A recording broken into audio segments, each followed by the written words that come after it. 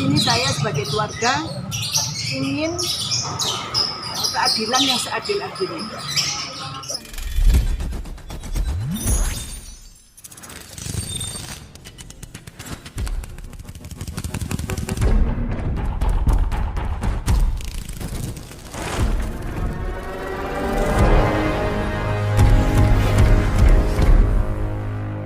Saya di sini ingin kasusnya terdakwa Didi Wibisono Santoso ini, saya nggak ngerti hukum, saya buta hukum.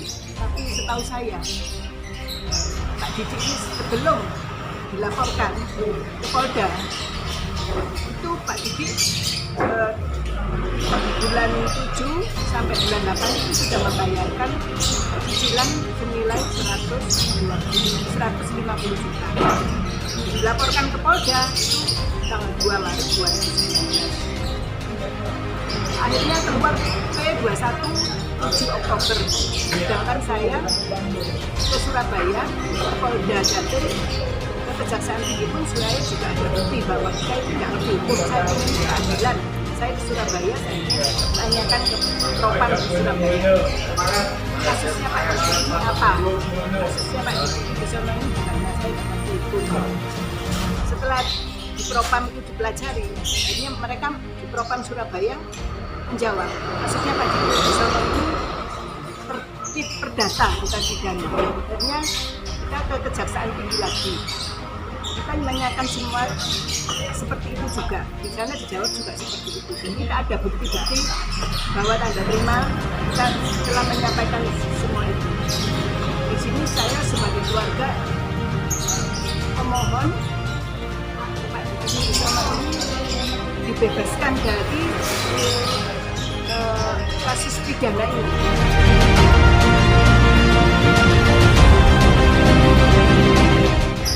Saya mewakili lembaga hukum konsumen. Memang kami mencoba untuk mengikuti kasus ini dari awal. Jadi kami garis bawahi bahwa dalam kasusnya Bapak Didi ini, kami tidak membantu orang yang berhutang untuk tidak membayar hutangnya, bukan. Namun kami hanya membantu memposisikan status atau posisi yang sebenarnya secara hukum. Bapak Didi sudah pernah membayar hutang, namun tidak diakui oleh pelapor. Jadi dari lembaga perlindungan konsumen kami mendapati bahwa ini kasusnya tidak seimbang. Jika seseorang punya hutang, seharusnya tahu berapa hutangnya, berapa yang sudah dibayar, dan berapa kurangnya. Nah, ini yang menjadi persoalan adalah dari pihak pelapor itu tidak pernah mengakui semua pembayaran yang totalnya lebih dari 150 juta. Apakah karena tidak diakui pembayarannya sehingga ini bisa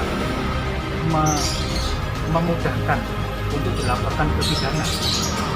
Terus terang, selama kami menerima pengaduan dan kami dampingi sekian banyak kasus mulai tahun 2013, baru kali ini kami menemukan satu kasus bahwa seseorang yang berhutang hanya karena tidak diakui pembayarannya akhirnya diterima laporan di kepolisian dan dianggap sebagai kasus pidana. Penasihat hukum saudara Didi memohon atau meminta kepada majelis hakim yang mulia agar klien kami ini saudara Didi Wibisono Santoso ini dibebaskan dari tuntutan pidana. Artinya kami meminta untuk bahwa kasus ini adalah perdata, ya. Nah, dengan tuntutan yang sudah saudara jaksa lakukan minggu yang lalu, dalam tuntutan itu mengatakan pasal 372 dia. Jadi kami dalam pledoi mengatakan bahwa tidak terbukti, ya, ini perlu kita ini tidak terbukti melakukan tindak pidana sebagaimana yang telah disangkakan oleh jaksa penuntut umum dalam surat dakwaan maupun dalam surat tuntutannya minggu yang lalu.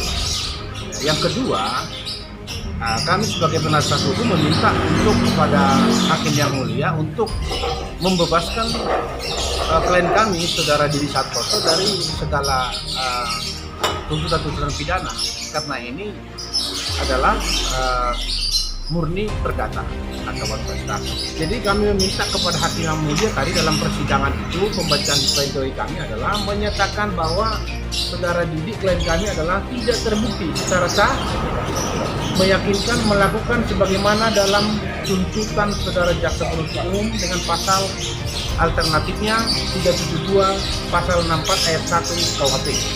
Terus membebaskan terdakwa saudara Didi Wibisono Santoso dari dakwaan alternatif kedua, atau setidak-tidaknya kami mohon kepada ketua pengadilan sekiranya majelis hakim yang memeriksa perkara ini untuk melepaskan terdakwa dari segala tuntutan hukum, kemudian memulihkan hak-hak terdakwa dalam kemampuan, kedudukan, harkat dan martabat, ya.